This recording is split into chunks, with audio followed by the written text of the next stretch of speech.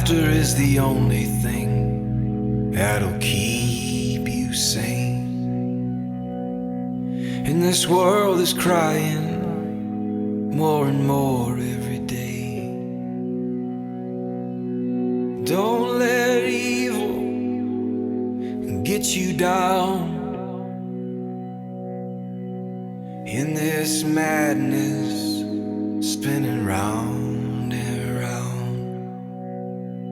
I want you to live forever underneath the sky so blue. The world is a hurting place, and the world needs hope, and the world needs love.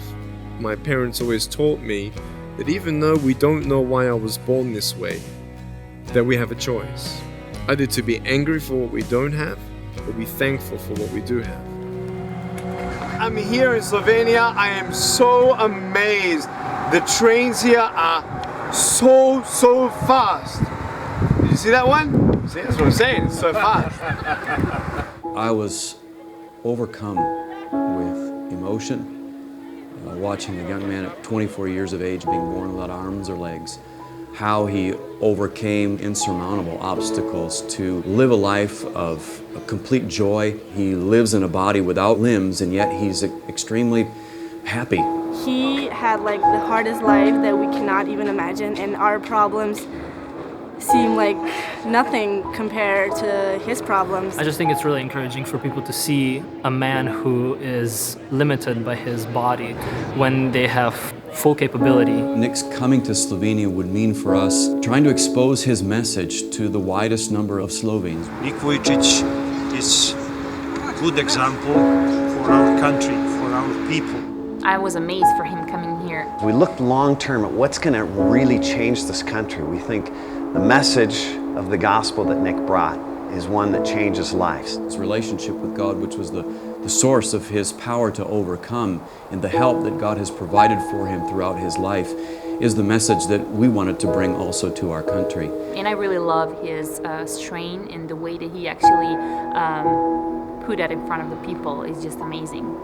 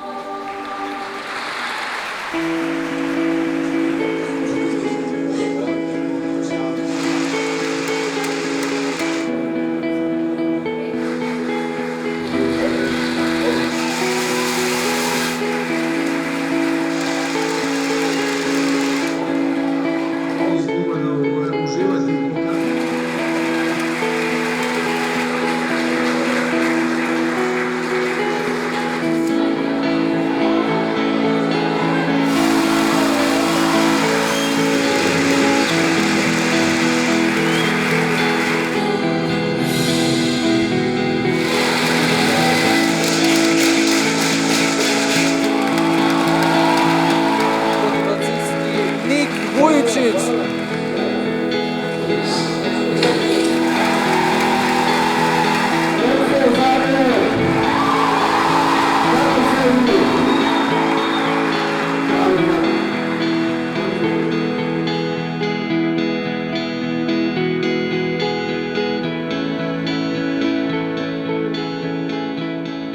Slovenia has the 14th smallest evangelical population in the world. It's hard to be a Christian because people don't like churches around here. They don't like God. One of the things that Nick can do really well is he can open the door to the conversation. Just about everybody's heard of Nick. Last year, there was over 18,000 people that heard the gospel in my country.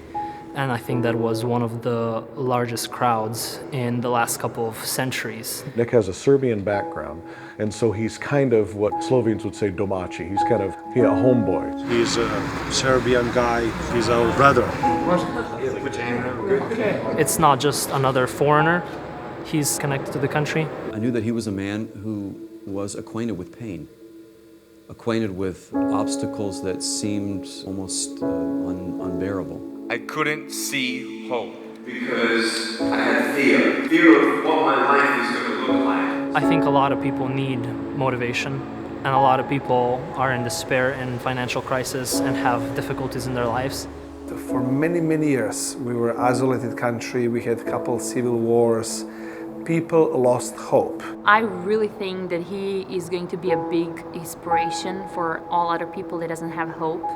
And it was something that was definitely historical for the church because of how many people listened to Nick's message and received seeds of life in their hearts that we as the church will be reaping for years to come.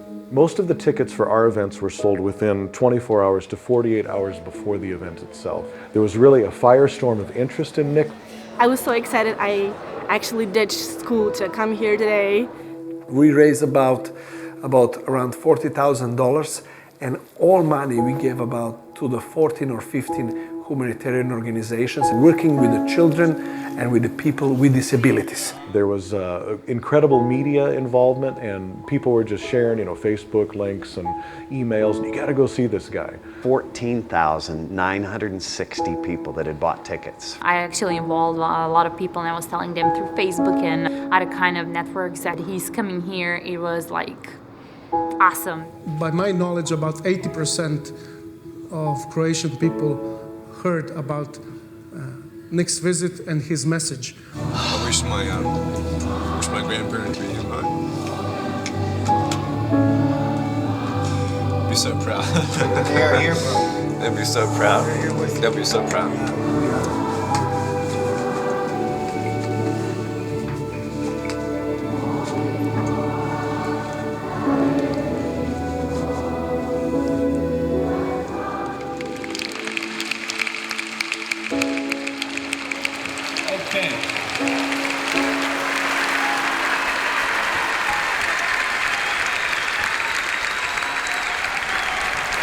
It's so beautiful to be here in Serbia for the second time. It's an honor to meet you and shake your hand. I want to tell you tonight my story. He just also does practical jokes. He's not just like a stern person. He likes to joke around and stuff, which I think is really cool. This kid came up to me and he said, "What happened?" I said, "Cigarettes." And he's never gonna smoke. Was all this way.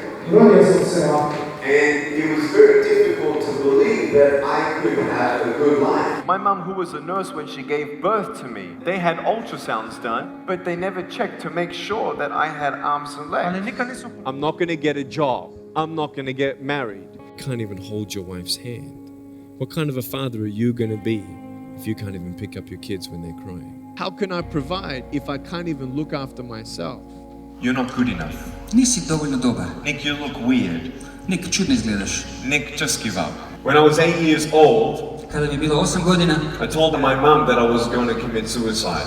And at age 10, I tried to drown myself in 15 centimeters of water. Why? Zakaj? Because of bullying. Tega, ker so me v šoli zafrkavali. The second, in drugič, being a burden to my parents. Ker sem se počutil kot breme svojim staršem. And thirdly, in tretjič, having nothing to look forward to. I prayed for arms and legs. Molio sem se da dobijem ruke in noge. Because if I had arms and legs, then I'd be happy, right? The only thing that stopped me from committing suicide was the love of my parents. My faith in God is the reason why I've actually found that strength and that joy. The fear of being alone is worse than having no limbs. You asked 2 questions at the school. How many of them thought of committing suicide? Do you trust me? Would you want to be here? Just one hand. 85%. 85. So high. Ask you one more question. Put your hand in the fist if you've actually tried to commit suicide.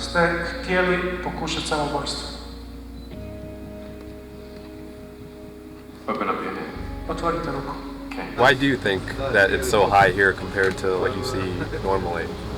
Because of depression and no opportunities of understanding. Up to 95% of the next generation I've seen say that they've actually thought of giving up, and up to 15% had tried. You do not know what can come from your broken pieces until you give God your broken pieces. We felt that Nick was an evangelist not for a church, not for a denomination, but we recognize that there was a calling on his life that he's an evangelist for the church. I have never in my entire life seen this kind of openness in the country. Nick's coming here just open everybody's eyes. I saw many people in Sava Center crying, who thinking about life. And it was our desire that we would work together to be able to present God's message through Nick to our nation, and the results have been incredible. Everybody's different. But what we do want to push for is more and more integration and awareness here in this nation. Who did the greatest? I want you to know that he called me to give me his smile. This gave them new confidence, new vision. It gave them new boldness to share Christ. There's a positive association with the gospel because there's a respect for a man without arms and legs who loves life more than them. If you haven't found something worth dying for, you haven't found something worth living for. Nick says that our obstacles are not outside of us, but they're inside of us. When he realized that arms and legs wouldn't guarantee him a happy life, that to find happiness he would need to look for it somewhere else. And he found it in reconciliation and in relationship with Jesus Christ. Who you are is who you are, and there is not another you, there is not another me, and it's okay for me not to be like somebody else, because I am who I am and you are who you are.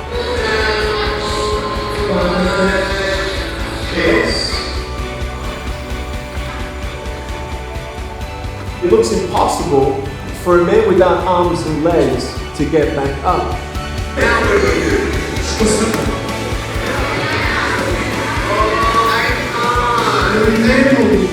I will know the truth of my value. Potem bom poznal resnico o svoji lastni vrednosti. What does that mean? Don't give up. Premaknili naprej kot narod. In our life,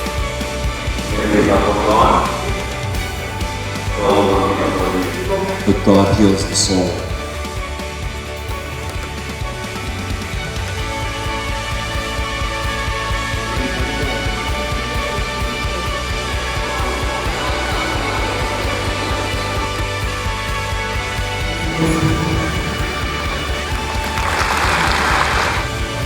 you can do it.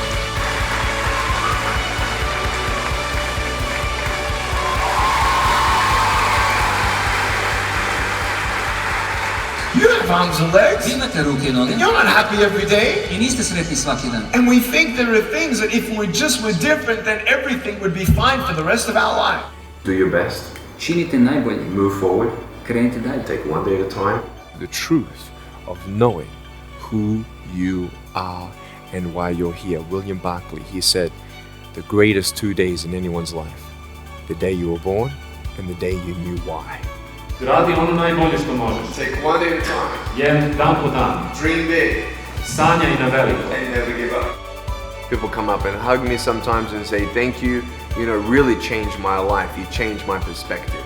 And that's, that very much inspires me, motivates me. I think it's very encouraging for people to see who he is and what he does despite his disabilities. God has a plan for Nick, then God has a plan for me. I don't know anybody right now on this planet who is better equipped, particularly in this region of the world, with a capacity, with a mantle, to be able to bring God's message to such a wide group of people. We had a few meetings with a few important people who are national figures in our country, who receive Nick and who endorse Nick's events. Hvala, Bog mi. Dobro nam došao. Ivana. Very good.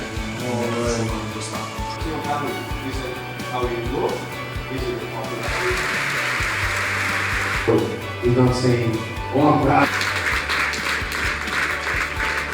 But thank you so much for everything. No, thank you. Your video really made all the difference. Because you never had an appearance in Serbia before, obviously, so we tried in any way to get the people to come and watch you and listen to you because you have such an inspirational story. When you saw Nick Vujicic, when you saw his life, his example, we must change our perspective of our life. We must trust each other. We must love each other. I'm gonna do something that you're gonna think, why? I know the 4 people I wanna hug. You. Yes, I wanna hug you. Up the back. About. Did you notice something in the crowd, or you knew that prior? Yeah. No. I noticed in the crowd. Put your hand up if you've got the Nike. That's you and your friend. They were sort of like very subtly teasing what I was saying. Yeah. And that's what most troublemakers do. You know, they're always funny. They always want to be the center of attention. So call them out. I want to give you a big hug. I love you so much.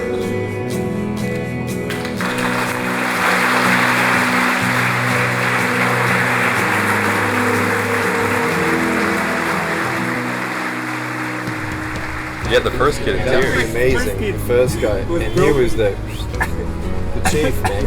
But the fact that he just let it out, that's changed the school forever. That's the biggest thing that school now is going to remember: love. No matter how bold I was preaching in this public school, and no one is going to say anything negative about it. Not one person. Because the greatest thing that they heard at the end and seeing the power of it is having those people who probably are the biggest troublemakers in the school cry. They've never cried in public. Ever.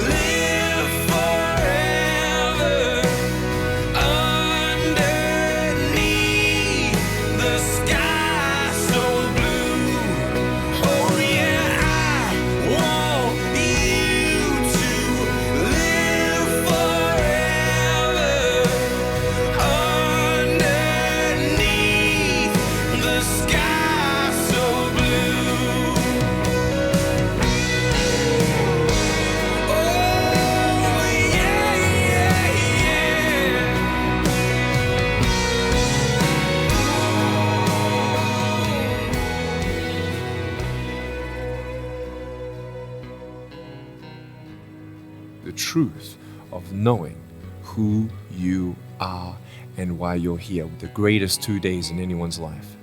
The day you were born and the day you knew why.